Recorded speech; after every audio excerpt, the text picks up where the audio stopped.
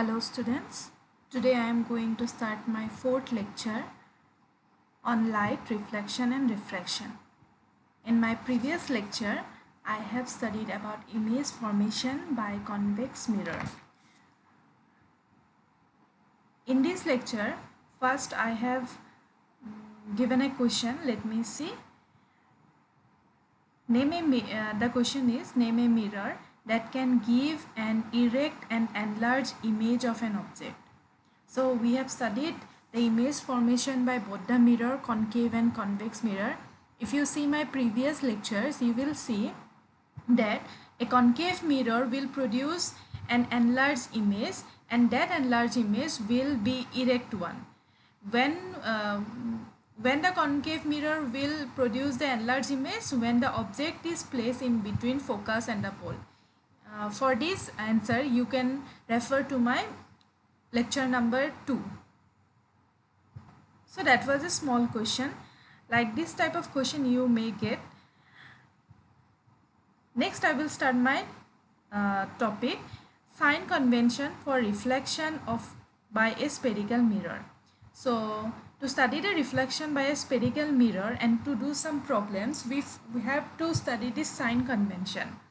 So this sign convention is known as New Cartesian sign convention. So in this sign convention, there are some rules which we will be studying. Here, New Cartesian sign convention is a set of sign convention which is followed while dealing with reflection of light by spherical mirror. So to solve some problem related to reflection of light, we will be using some sign convention, and this type of sign convention is known as this New Cartesian sign convention. According to this convention, the pole P, this is the pole P of the mirror, is taken as the origin. According to this condition, this pole P is taken to be the origin, and the principal axis, this one is our principal axis. This principal axis is taken as the x-axis. So the conventions are, number 1, the object is placed to the left of the mirror. While dealing with the problem of spherical mirror, we will always consider that our object is placed in the left hand side of the mirror. তাৰমানে মই যেতিয়াই spherical mirror problem solve কৰিম তেতিয়া মোৰ অবজেক্টটো সদায় মই left hand সাইডে থাকা বুলি মই ধৰি লম তো এইটোৱে আছিল মোৰ first convention my second convention is all distance parallel to principal axis are measured from the pole of the mirror. Any distance we will be measuring. For example, if we measure the distance of the object, we will be measuring from the pole. That is, যদি মই অবজেক্টৰ ডিস্টেন্সটো যদি measure কৰোঁ তাৰমানে মোৰ অবজেক্টৰ distance কোনটো হ'ব BP, মানে পোলৰ পৰাহে মই ডিস্টেন্সটো মেজাৰ কৰিম. মিৰৰৰ বেলেগ পইণ্টৰ পৰা মই ডিস্টেন্স কেতিয়াও মেজাৰ নকৰোঁ. মই ডিস্টেন্স মেজাৰ কৰিবৰ কাৰণে সদায় পোলটোৰ হেল্প ল'ম. সিমিলাৰলি মোৰ এইফালে যদি ইমেজটো থাকে তেতিয়া হলে ধৰি লৈছো মোৰ এইফালে ইমেজটো আছে, তো এইফালে যদি ইমেজটো থাকে তেতিয়াও মই পোলৰ পৰা সেই ইমেজটো লৈকে ডিস্টেন্সটো মেজাৰ কৰিম. সো মানে মই ডিস্টেন্স মেজাৰ কৰিবৰ কাৰণে সদায় পোলটোৰ হেল্প ল'ম, মানে পিৰ পৰাহে মই ডিস্টেন্স মেজাৰ কৰিম. All distance measured to the right of the origin is taken as positive, while those measured to the left of the origin is taken as negative. Any distance we are measuring, if any object is placed to the left, then we will take that distance to be negative, and if the object is placed in the right hand side, then we will take that distance to be positive. তাৰ মানে মোৰ এইটো object আছে, অবজেক্টটো মোৰ left hand সাইডে আছে, so ইয়াৰ যেটো distance BP, সেই ডিস্টেন্সটো মই নেগেটিভ ডিস্টেন্স বুলি ধৰিম. যদি মোৰ অবজেক্টটো এইফালে থাকিলে হয় বা ইমেজটো যদি মোৰ এইফালে থাকে তেতিয়া হলে তাৰ ডিস্টেন্সটো P ৰ পৰা যেটো ডিস্টেন্স হ'ব সেইটো মই পজিটিভ বুলি ধৰিম. যিকোনো ডিস্টেন্স মই যদি লেফট হ্যান্ড সাইডে মেজাৰ কৰোঁ তেতিয়া তাক নেগেটিভ বুলি ধৰিম. ডিস্টেন্স যদি মই ৰাইট হ্যান্ড সাইডে মেজাৰ কৰোঁ তেতিয়া হলে মই পজিটিভ বুলি ধৰিম. এটো এটা আছিল কনভেনশন.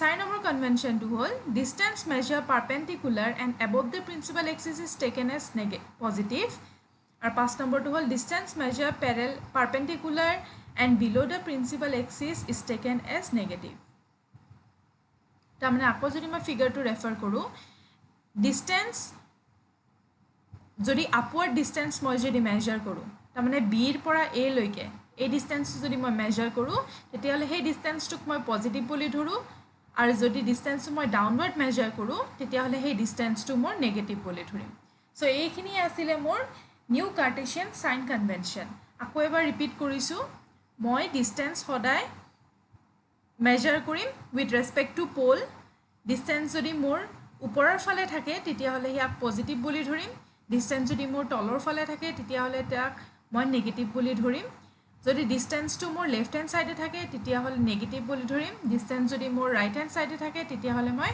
পজিটিভ বুলি ধৰিম চ' এইখিনি আছিলে মোৰ sign convention so' sign convention পঢ়াৰ পিছত মই নেক্সট টপিক যাম mirror formula and magnification mirror formula কি বস্তু মিৰৰ ফৰ্মুলা পঢ়িবৰ কাৰণে মই কিছুমান টাৰ্ম জানিব লাগিব যেনেকৈ মোৰ object distance in a spherical mirror the distance of the object from its pole is said to be object distance it is denoted by u object distance মানে অবজেক্টটো কিমান দূৰত আছে প'লৰ পৰা এইটো মোৰ this A B is my object so' if I measure the distance of A B from point P then this distance is said to be the object distance Similarly, মোৰ second টাৰ্মটো আছিলে ইমেজ ডিষ্টেঞ্চ ইমেজ ডিষ্টেঞ্চ মানে ইমেজৰ distance যদি মই measure কৰোঁ with respect two P তেতিয়াহ'লে সেই ডিষ্টেঞ্চটোক মই image distance বুলি ক'ম if you measure let a dash be my image if I measure the distance of the image with respect to pole then this distance is said to be the image distance so' here object distance I will be denoted object distance is always denoted by u and image distance is always denoted by small v. So now what is mirror formula? Mirror formula is nothing but it is a relation between v, u and f. What is v? It is the image distance, u it is the object distance and f is nothing but our focal length which we have studied earlier. So here I have written there is a relation between the object distance, image distance and the focal length f. This relation between the three quantity is called the mirror formula which is given by 1 by v plus 1 by u is equal to 1 by f. This is our mirror formula. So in class 10 you don't need this derivation of this mirror formula but if you will go in the higher classes you have to derive how this mirror formula have come. So ইয়াত খালি তোমালোকে just মিৰৰ ফৰ্মুলাটো জানিব লাগে মিৰৰ ফৰ্মুলাটো একো নহয় relation between v u and f তো 1 by v plus 1 by u is equal to 1 by f এইটো মনত ৰাখিব লাগিব নেক্সট আহিল মোৰ magnification so' what is magnification Magnification produced by a spherical mirror gives a relative extent to which the image of an object is magnified with respect to the object size. It is expressed as the ratio of height of image to the height of object. It is usually represented by m. So more eta object ase dhori loisu more eta object ase ab. Moi ako a figure to refer kori lo. Moi dhori loisu more ab to eta object aro a dash b dash to eta image. So more a dash b dash or height to kiman khini dangor ba kiman khini horu hetue hol more magnification. More a dash b dash আৰু a b ৰ দুটাৰ height দুটা different হ'ব বা কেতিয়াবা সেমও হ'ব পাৰে তো মোৰ ইমেজৰ হাইটটো কিমানখিনি ডাঙৰ বা কিমানখিনি সৰু উইথ ৰেচপেক্ট টু দ্য অবজেক্টৰ with respect to the height of the object সেইটোৱে হ'ল মোৰ মেগনিফিকেশ্যন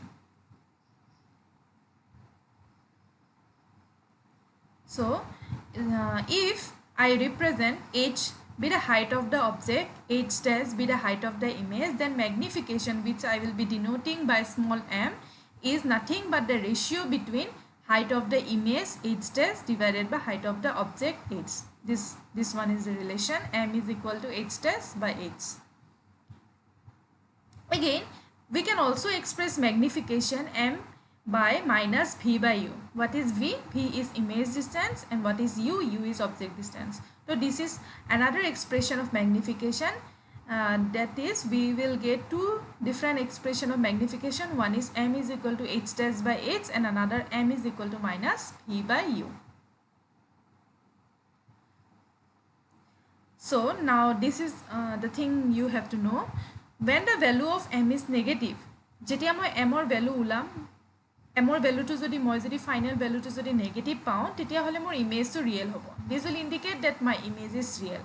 If I will get the value of m to be positive, this will indicate that m is virtual. So a bostu to virtual real or kotha khani tumi a moi eta problem koriso, a problem to buji paba.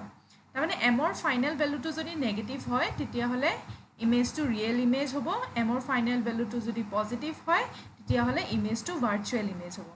So moi sai lo next more problem to.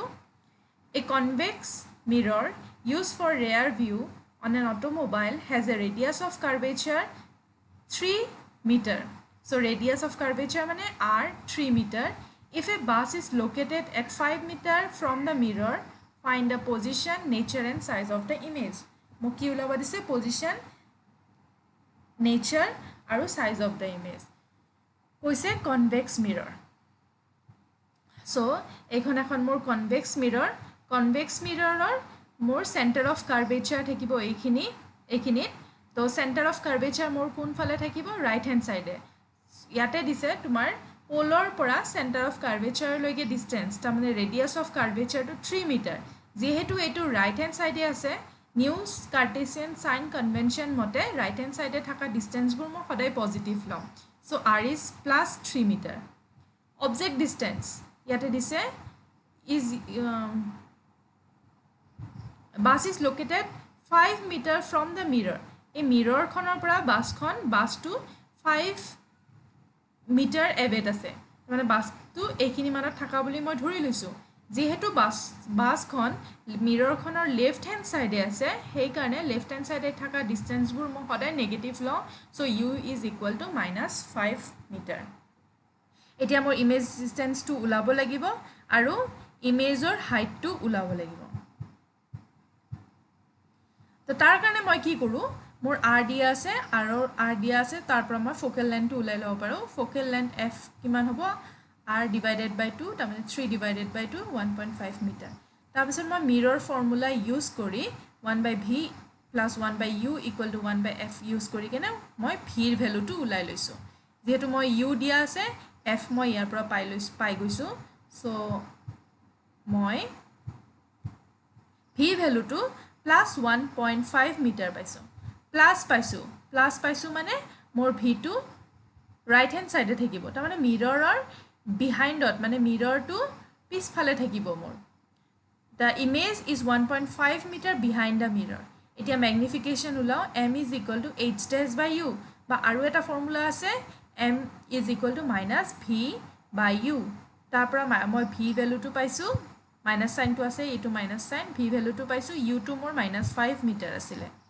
So magnification moi ki paisu, magnification or kuno unit nai, karan ei phalo meter, ei meter cancel hoi jabo.